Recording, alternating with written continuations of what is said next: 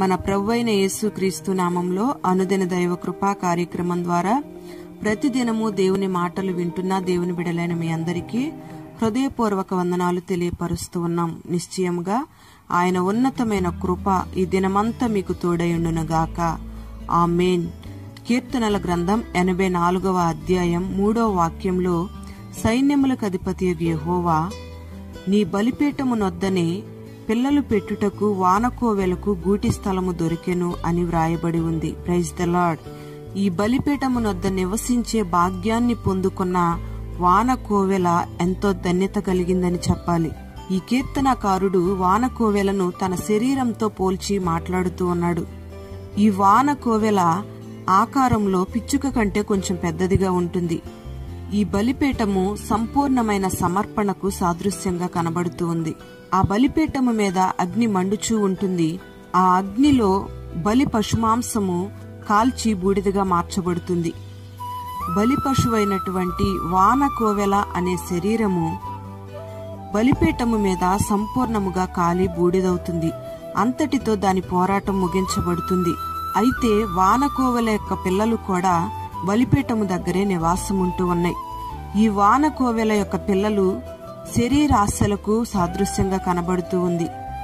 బాప్తిస్మం ద్వారా శరీరాన్ని సిలువ వేసినప్పటికీ ఈ లోకంలో జీవించినంత కాలం శరీరాశలు కలుగుతూనే ఉంటాయి. మనిషికి కలుగుతున్న ఈ శరీరేచ్ఛలన్నిటినీ కూడా బలిపీఠం మీద సంపూర్ణంగా అర్పించాలి. ఈ సంపూర్ణమైన సమర్పణ అనే అనుభవాన్ని ఎల్లప్పుడూ కూడా కాపాడుకుంటూ ఉండాలి. యేసుక్రీస్తు సంబంధులు శరీరమును దాని ఆశలతోనూ దాని ఇచ్ఛలతోనూ సిలువ వేసి ఉన్నారు అని గలతీ పత్రికలో రాయబడి ఉంది. ఆయన రక్తము చేత కడగబడిన ప్రతి ఒక్కరూ యేసయ్య సంబంధులు. క్రీస్తు సంబంధులుగా ఉన్న వారంతా వారి యొక్క శరీరాశలనన్నిటినీ పరిపూర్ణంగా సిలువకు అప్పగించాలి.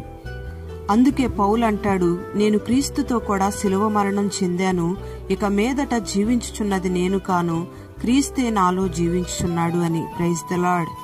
నా శరీరాన్ని నన్ను ప్రేమించే క్రీస్తుకు సమర్పించుకున్నాను అని పౌలంటూ ఉన్నాడు. మనలో కలుగుతున్న శరీర సంబంధమైన కోరికలన్నిటినీ సిలువ వేయకపోతే మనం క్రీస్తుకు చెందిన వారం కాదని గమనించాలి. తన్ను తాను ఉపేక్షించుకొని తన సిలువనెత్తుకొని నన్ను వెంబడించాలి అని ప్రభు కూడా కోరుకుంటూ ఉన్నాడు. శరీరంలో శరీర సంబంధమైన కోరికలుంటే ఆయన పునరుద్ధానంలో పాలు పొందలేం. అందుకే కీర్తనకారుడు అంటాడు, ఆయన నా కుడి పార్శ్వమందున్నాడు గనుక నేను కదల్చబడను, అందువలన నా హృదయము సంతోషించుచున్నది, నా ఆత్మ హర్షించుచున్నది, నా శరీరము కూడా సురక్షితముగా నివసించుచున్నది అని. Praise the lord.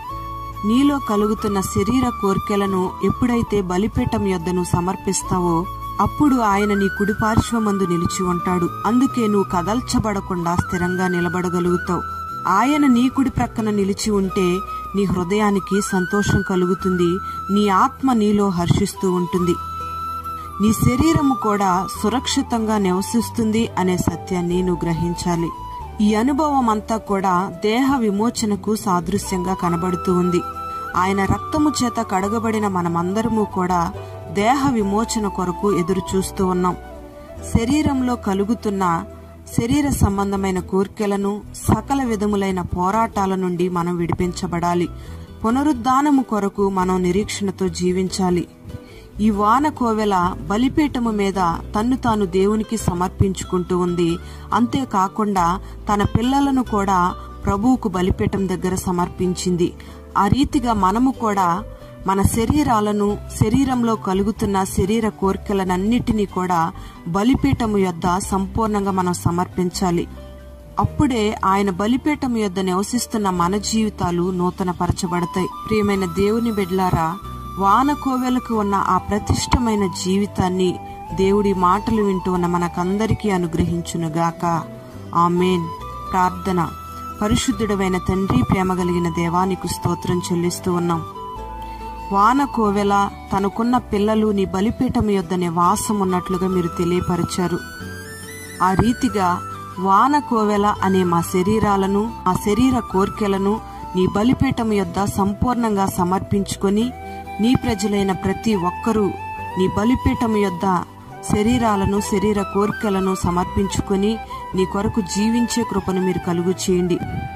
నీ బిడ్డల హృదయాలు సంతోషించున్నట్లుగా, శరీరాలు సురక్షితంగా నివసించున్నట్లుగా మీరు కార్యాలు జరిగించండి.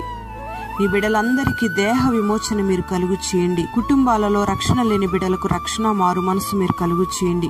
ప్రతి ఒక్కరికి మంచి ఆరోగ్యం ఇచ్చి కుటుంబాలలో నెమ్మదిని, సమాధానాన్ని స్థిరపరిచి ఈ మాటలు వినని బిడ్డల్ని పేరు పేరున మీరు దీవించి ఆశీర్వదించమని యేసు పరిశుద్ధ నామంలో ప్రార్థన చేసి వేడుచు ఉన్నాము తండ్రి. ఆమేన్.